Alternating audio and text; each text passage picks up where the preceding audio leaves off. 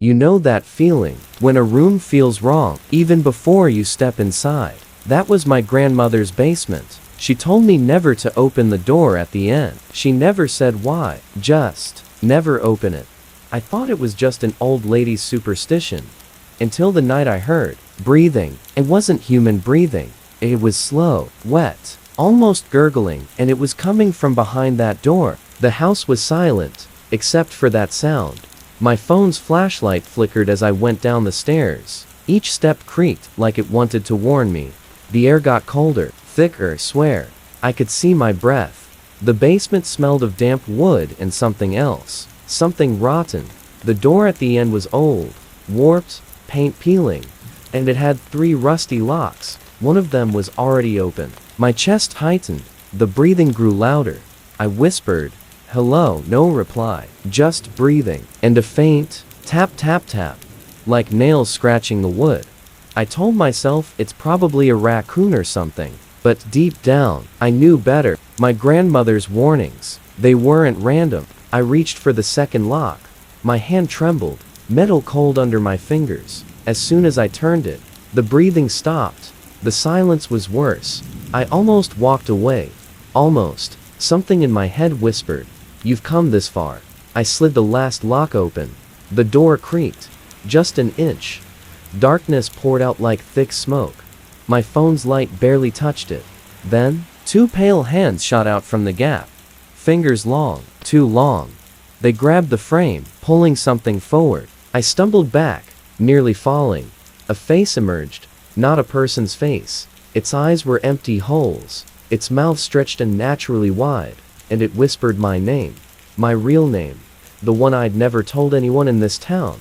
I froze. My phone hit the floor, light spinning wildly. In the flicker, I saw its body twisted, bent like it was broken in too many places. It crawled toward me without sound. I bolted up the stairs, slamming the door behind me. I heard the locks click by themselves, and then the breathing started again. But this time, it was upstairs. I ran out of the house. Didn't even grab my coat. That was 3 months ago. I've been sleeping in my car ever since. Every night, I dream of that basement. The door, the hands, the voice, and in every dream, I get closer to opening it again. My grandmother passed away last week. I have to go back for the funeral, and the basement is waiting.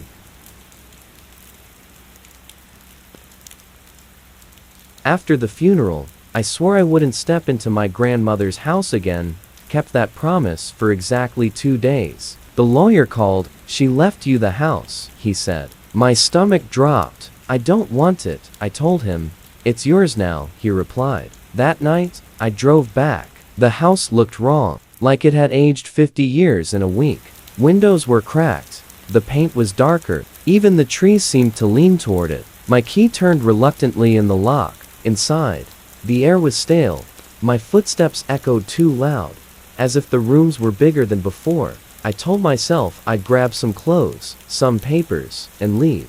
But then I heard it. Not the breathing from the basement.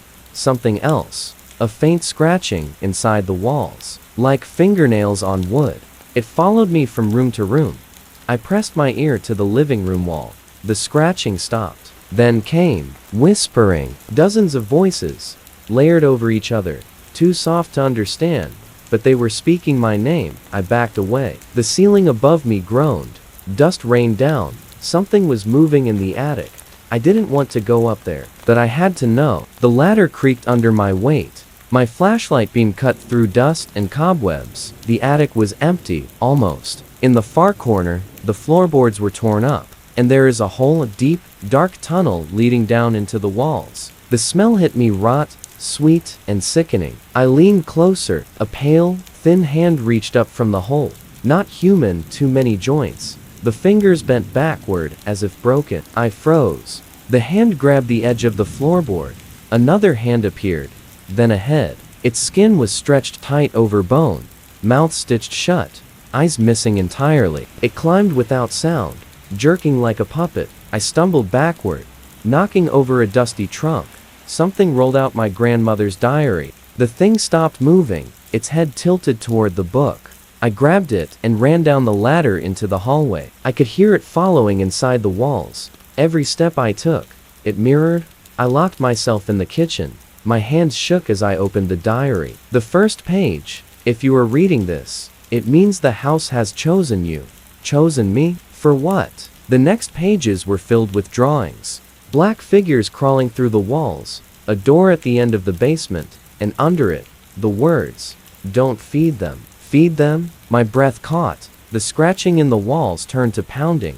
Whatever was in there, wanted out. I turned another page. There were names, dozens, all crossed out except mine. My chest tightened. The pounding got louder. Then, a voice, not in my head, right behind me. "You shouldn't be here." I spun around. No one was there. The lights flickered. When they came back, the kitchen door was open. The air was colder. I heard footsteps upstairs. Slow, heavy. I should have left. I didn't. I crept toward the stairs. The sound was coming from my grandmother's bedroom. I pushed the door open. The bed was made. On the pillow, hair, long, gray hair, still warm. I backed away, heart pounding. From the corner of the room, the wallpaper started to bulge. Something was pushing from the other side. The bulge moved toward me, slowly. I ran, downstairs, past the kitchen, to the basement door. My mind screamed, "Don't go down there." But the pounding in the walls was everywhere now. I needed to end it. I yanked the door open. The smell hit harder than before. Darkness swallowed the steps. I went down. The breathing started again. Not one voice, many whispers, groans, growls. The locked door at the end was wide open. Inside was a room I'd never seen before. The walls pulsed like they were alive. Shapes moved under the surface. And in the center, my grandmother, or what was left of her. She was smiling. Her mouth was full of black teeth. "They're hungry," she whispered. The wall behind her split open. Pale hands reached out.